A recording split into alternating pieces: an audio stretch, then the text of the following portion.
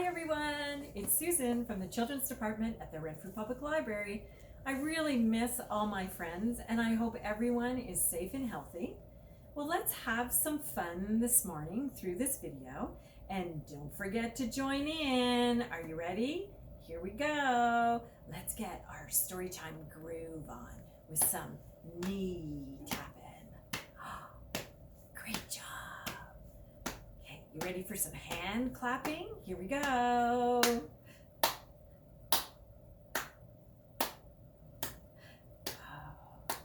Now, can you clap and do a knee tap? Great job! All right, here we go. Everybody smile and wave, smile and wave, smile and wave. Everybody smile and wave. Here comes the bookworms and all my friends at home.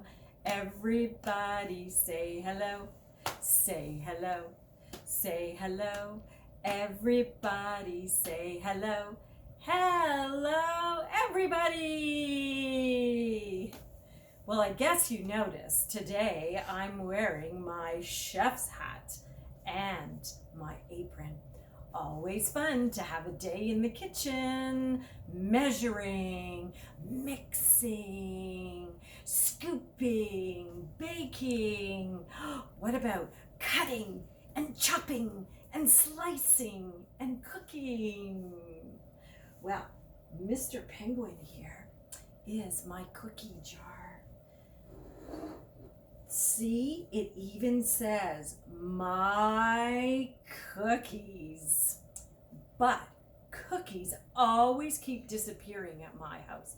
The cookie jar is always empty when I want one. I like to share, but could you leave me just one for me? So when I have to bake more cookies to fill my jar, I like to sing this song. Oh, look at it. It's going to be chocolate chips. Whoa. Are you ready? Who took the cookies from the cookie jar? Who, me? Yes, you. Couldn't be. Then who? I think it was Doug. Doug took the cookies from the cookie jar. Who, me? Yes, you. Couldn't be. Then who? I bet you it was Nick. I think Nick took the cookies from the cookie jar. Who, me? Yes, you. Couldn't be.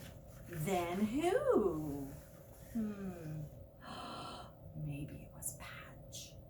I bet you Patch took the cookies. Patch took the cookies from the cookie jar. Who, me? Yes, you. Couldn't be. Then who? Maybe it was one of my bookworms. I think the bookworms took the cookies from the cookie jar. Who, me? Yes, you. Couldn't be. Then who? You know what? I don't really know who took the cookies. Perhaps you could send me a note and let me know if it was you who took the cookies from my cookie jar. I don't know. Everybody loves cookies. But I have a story.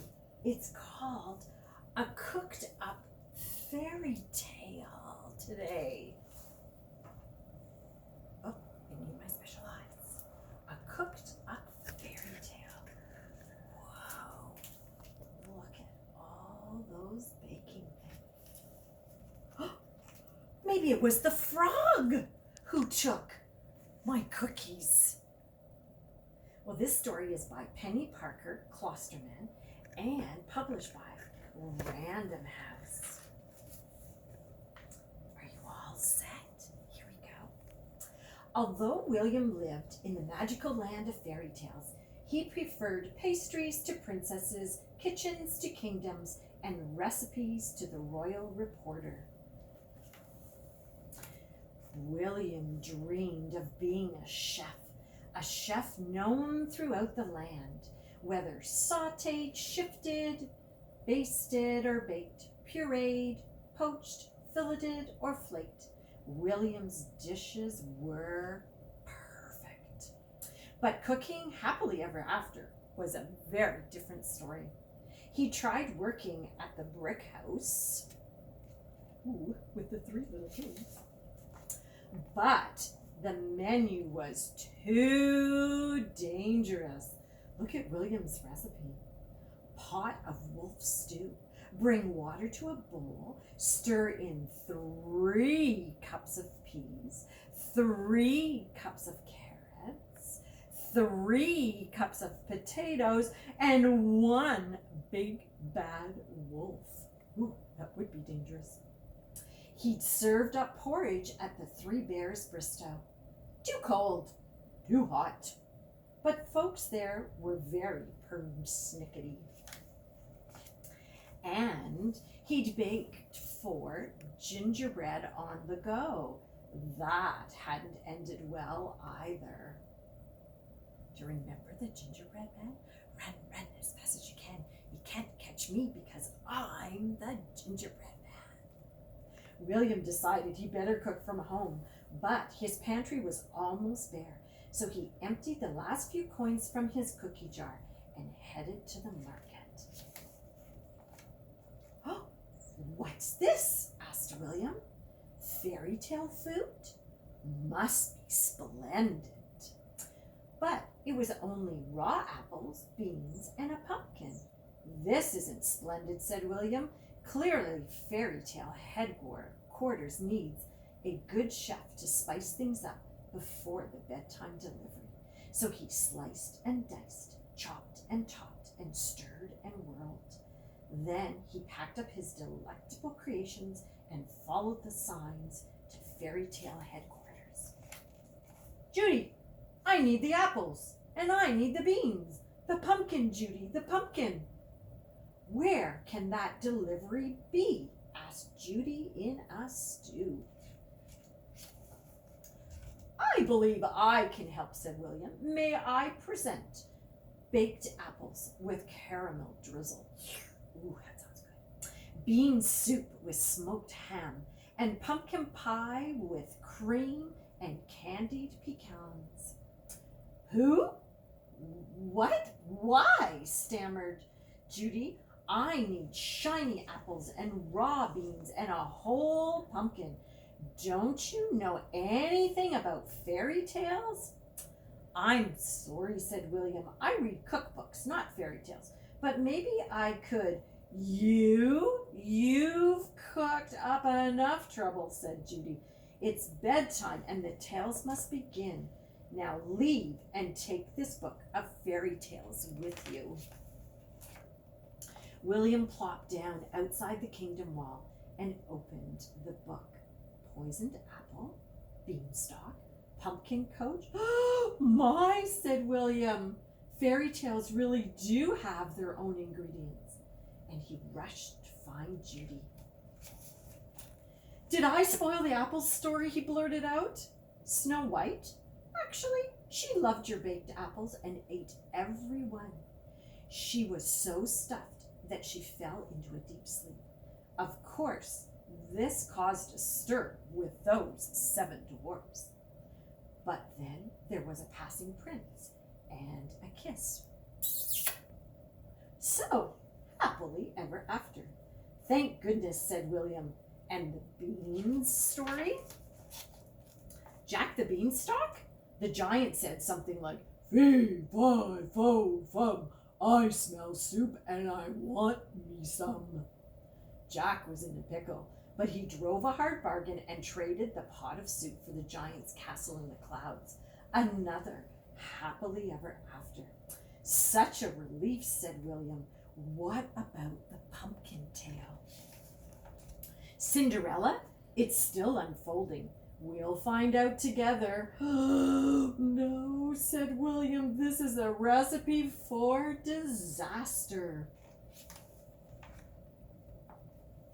Then slip, flip, whack, smack.